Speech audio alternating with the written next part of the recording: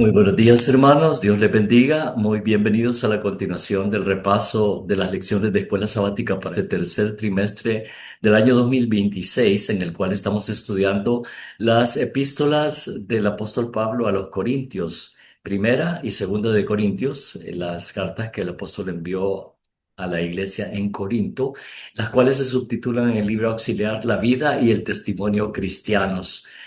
Y esta semana hemos estado estudiando la lección número 7 que se titula El retrato del amor. Y este día, jueves 13 de agosto, el título es Fe, Esperanza y Amor, que está basado en uno de los últimos versículos de este capítulo del amor, el capítulo 13 de Primera de Corintios, aunque en realidad sabemos que cuando las epístolas fueron escritas originalmente, no tenían capítulos ni versículos, sino que era simplemente una sola carta. Pero, como siempre, hermanos, antes de continuar con el estudio de la palabra de Dios, los voy a invitar a que de ahí donde nos encontramos, inclinemos reverentemente el rostro y tengamos una oración. Oremos. Padre nuestro que estás en los cielos, santificado sea tu nombre, Señor. Te alabamos y te damos gracias porque tú eres grande, maravilloso, Dios todopoderoso, eres nuestro Padre celestial que tiene cuidado de cada uno de nosotros. Eres el Dios que en el Antiguo Testamento exclamaste, con amor eterno te he amado, por tanto te prolongué mi misericordia. A través del profeta Jeremías tú nos enviaste ese mensaje tan maravilloso. Gracias, Señor, porque tú realmente fuiste y eres y seguirás siendo, al igual que nuestro Señor Jesús y al igual que el Espíritu Santo, la esencia del amor, porque ese es tu carácter, Señor. Como dice en tu palabra, tú eres amor. No tienes amor, sino que eres la esencia del amor ágape, que es el que todos nosotros debemos exhibir como cristianos, primeramente hacia ti, luego hacia nuestros semejantes, hacia todos nuestros prójimos que nos rodean, incluyendo nuestros enemigos, Señor. Te damos gracias porque el Señor Jesús vino a morir por cada uno de nosotros, y como dicen Romanos, en esto se mostró el amor de Dios, en que siendo aún pecadores, Cristo murió por nosotros. Gracias, Señor, por ese amor infinito, ese amor maravilloso que más se manifestó en tu gracia para alcanzarnos, para salvarnos a través de nuestro Señor Cristo Jesús y su sangre derramada en la cruz del Calvario. Permite que tu Espíritu Santo nos guíe en el estudio de tu palabra, que estas verdades puedan ser asimiladas por nosotros, pero más que eso, que puedan ser puestas en prácticas en nuestra vida. Quédate con nosotros, Señor, perdona nuestros pecados, te lo rogamos en el dulce nombre de Cristo Jesús. Amén. Bien, hermanos, fe, esperanza y amor, y eso está basado en un versículo, de hecho es el, versículo 13 del capítulo 13 de Primera de Corintios, que es el capítulo del amor, y es que Pablo está finalizando. Voy a leer desde el versículo 12 en la versión Reina Valera del 60, dice: Ahora vemos por espejo oscuramente, mas entonces veremos cara a cara. Ahora conozco en parte, pero entonces conoceré como fui conocido. Y ahora permanecen la fe, la esperanza y el amor, estos tres, pero el mayor de ellos es el amor.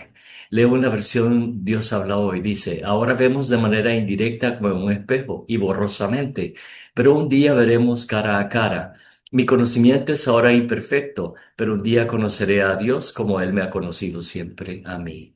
Tres cosas hay que son permanentes: la fe, la esperanza y el amor, pero la más importante de las tres es el amor. Y me gusta más cómo lo establece, porque la verdad es que sí, las son permanentes, pero la fe y la esperanza van a tener un final.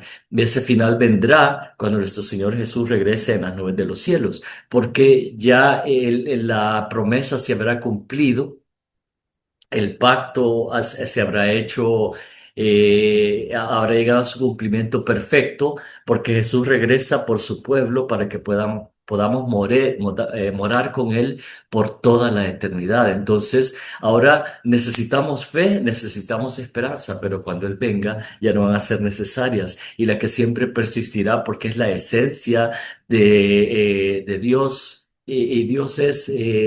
ayer, hoy, por los siglos, es inmortal, es el único inmortal, Dios, Jesús y el Espíritu Santo. y por lo tanto, como su esencia es amor, el amor durará por la eternidad. Entonces, hermanos, realmente vamos a ver un pequeño comentario acerca de esta fe, esperanza y amor este día. Hay muchos versículos, pero esos realmente los tenemos que estudiar nosotros por nuestra cuenta. Aquí estamos haciendo como un resumen. Y acá hay una pregunta que nos tenemos que hacer. Si hubiéramos vivido en la época de Pablo y hubiéramos tenido la oportunidad de preguntarle, hermano Pablo, cuáles son las cosas más importantes en la vida, él hubiera respondido fácilmente, son la fe, la esperanza y el amor. Pero por favor no lo olvides, el amor es el mayor de todos. Realmente esa es una traducción libre de 1 Corintios 13:13 que acabamos de leer. La fe es un concepto central en las cartas de Pablo. Usa el sustantivo pistis, que es en griego, que significa fe, y el verbo pisteuo, que es creer, no menos de 197 veces. Y si se incluye hebreos, este número asciende a 231 veces que utiliza estos vocablos. En todo el Nuevo Testamento, la suma de las ocurrencias de estas palabras es de 494 veces. Esto significa que Pablo representa casi la mitad de todas las ocurrencias del sustantivo fe, pistis, y el verbo creer, pisteu, en el Nuevo Testamento solamente. Una de sus notables declaraciones sobre la fe incluye Romanos 1:17, que dice así: la justicia de Dios se revela por fe y para fe, como está escrito, el justo por la fe vivirá. ¿Y qué es la fe? Hebreos nos lo dice. La fe es la sustancia de las cosas que se esperan, la demostración de las cosas que no se ven. Y por eso necesitamos fe, porque ahora no podemos ver, como leímos en el versículo 12 de 1 Corintios 13, ahora vemos como en un espejo, borrosamente, dice la versión Dios habla hoy. Pablo habla acerca de la fe en Dios en 1 Tesalonicenses 1:8, en la Biblia de las Américas, y la fe en Jesús en Romanos 3:22 por medio de la obra del Espíritu Santo. Realmente es el Espíritu Santo el que imparte la fe a cada uno de nosotros. La esperanza es también un tema que Pablo aborda a menudo. Un pasaje clave para entender su enseñanza sobre este tema es Romanos 15:4. Leo en la versión Reina Valera del 60, dice: porque las cosas que se escribieron antes para nuestra enseñanza se escribieron, a fin de que por la paciencia y la consolación de las Escrituras tengamos esperanza. La versión de Dios habla hoy dice: todo lo que antes se dijo en las Escrituras se escribió para nuestra instrucción, para nuestra enseñanza, como dice ya, para que con constancia, paciencia, y con el consuelo, la consolación que de ellas recibimos, tengamos esperanza. Finalizan ambas versiones, tengamos esperanza. Y es así como el apóstol Pablo también utiliza básicamente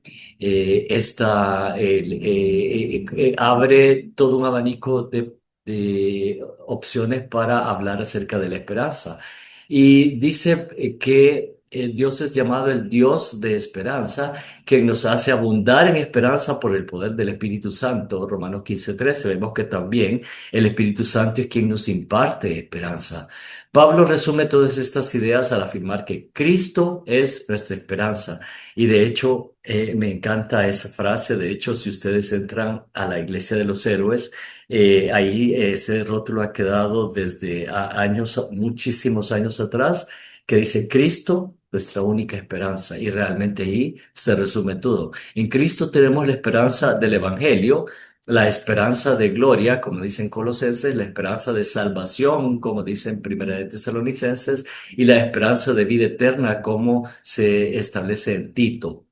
En este sentido, la esperanza bíblica difiere considerablemente de la esperanza humana, en que es basada en Dios, o sea, teocéntrica y centrada en el advenimiento, es continua y completa. Esta es una definición que nos da el teólogo Samuel Bacchiocchi en un libro escrito acerca de la esperanza del advenimiento como una respuesta a la desesperanza humana.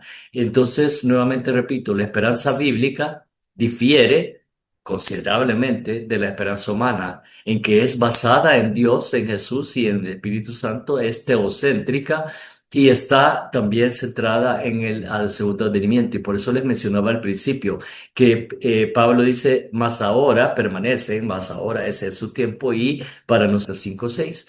Y a su vez la esperanza no avergüenza porque el amor de Dios ha sido derramado en nuestros corazones por el Espíritu Santo. Esa es la versión más reciente.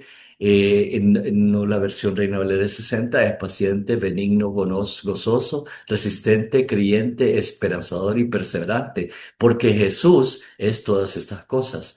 Y aquellos que tienen a Jesús en sus corazones desarrollarán estas características, también llamadas el fruto del Espíritu. El fruto del Espíritu, si ustedes lo leen en Gálatas 5, 22, 23, esencialmente comienza con el amor. Dice, porque el fruto del Espíritu es amor, gozo, paz, paciencia, benignidad, bondad, fe, mansedumbre y templanza. Contra estas cosas no hay ley. Sin amor, nada tiene sentido, hermanos. Y estamos acá hablando, no, el amor se menciona muchas veces y de muchas y de distintas formas en los términos griegos originales, que son ágape, el amor ágape, el amor eros y el amor fileo. Y realmente el más importante, el que define la esencia de Dios, que es su gloria, que es su carácter, es el amor ágape. Entonces, los cristianos debemos procurar tener estas virtudes a través del poder del Espíritu Santo. Y cada día debemos pedir, hermanos, el bautismo del Espíritu Santo en nuestras vidas. Eso desarrollará nuestro amor, nuestra fe y nuestra esperanza, pero especialmente sabiendo que el amor es la mayor de todas. Que Dios les bendiga grandemente.